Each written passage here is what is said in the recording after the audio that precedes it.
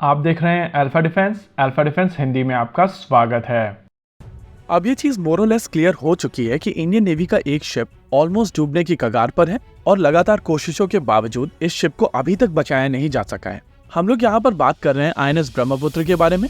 यह ship naval dockyard Mumbai में refit के लिए लाया गया था और कल शाम को इसके ऊपर आग लग गई थी।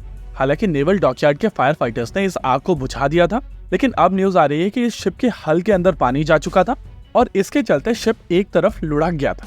नेवल टर्म में इसको लिफ्टिंग कहा जाता है, जहां पर पानी भरने के चलते एक तरफ शिप झुक जाता है और जैसे जैसे इसके अंदर पानी जाता रहता है शिप भी वैसे वैसे पानी के अंदर जाते रहता है। इवेंचुअली इस तरीके की सिचुएशन में शिप फाइनली डूब जाता है और एग्जैक्टली ये सिचुएशन ना बने, इस वजह से नेवल डॉकयार्ड की तरफ से कोशिश की जा रही थी कि शिप के अंदर पानी भरने ना दिया जाए और कैसे भी करके दोबारा से इसको सीधा किया जा सके। वैसे तो ये शिप बर्थ के ऊपर था, यानी कि ये बहुत ज्यादा गहरे पानी में अभी नहीं है और इस वजह से अभी भी कोशिश की जा रही है कि इसको सीधा किया जा सके।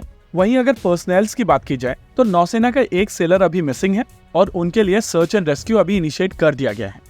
As a protocol Indian Navy की तरफ से यहाँ पर इंक्वायरी के ऑर्डर्स दे दिए गए हैं और नेचुरली फाइनली ये चीज पता ही लग जाएगी कि किसकी तरफ से गलती हुई है।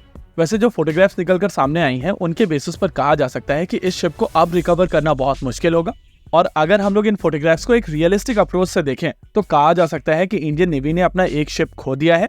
देखिए, ब्रह्मपुत्र क्लास यानी कि F-21 अपनी क्लास का लीड शिप है और ये 3850 टन का ship garden reach ship builders and engineers द्वारा बनाया गया था। इसके ऊपर काम जनवरी 1994 में शुरू हुआ था और 14 अप्रैल 2000 में इसको भारतीय नौसेना के बेड़े में शामिल कर लिया गया था। इस क्लास में 3 शिप्स बनाए गए थे और अभी तक इस क्लास के तीनों शिप इंडियन नेवी को अपनी सर्विसेज दे रहे थे।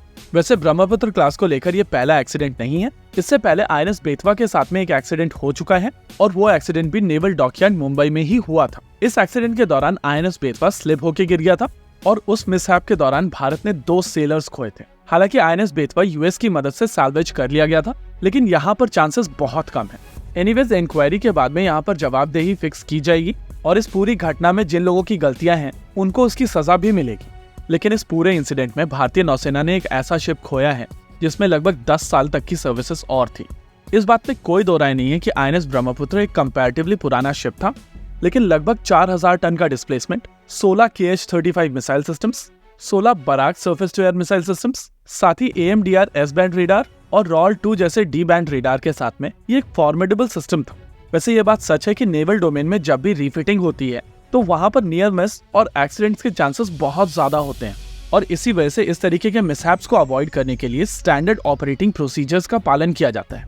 यानी कि इस तरीके के एक्सीडेंट्स तभी होते हैं जब आपके वर्कर्स स्टैंडर्ड ऑपरेटिंग प्रोसीजर्स को फॉलो नहीं करते हैं। जैसा कि वीडियो में हम लोग पहले ही डिस्कस कर चुके हैं कि ये नेवल डॉकयार्ड मुंबई का ब्रह्मपुत्र क्लास का दूसरा एक्सीडेंट है, लेकिन अगर बड़े एक्सीडेंट्स की बात की जाए तो ये तीसरा एक्सीडेंट है। इससे पहले इंडियन नेवी के किलो क्लास की सबमरीन भी यहाँ पर डूबी थी।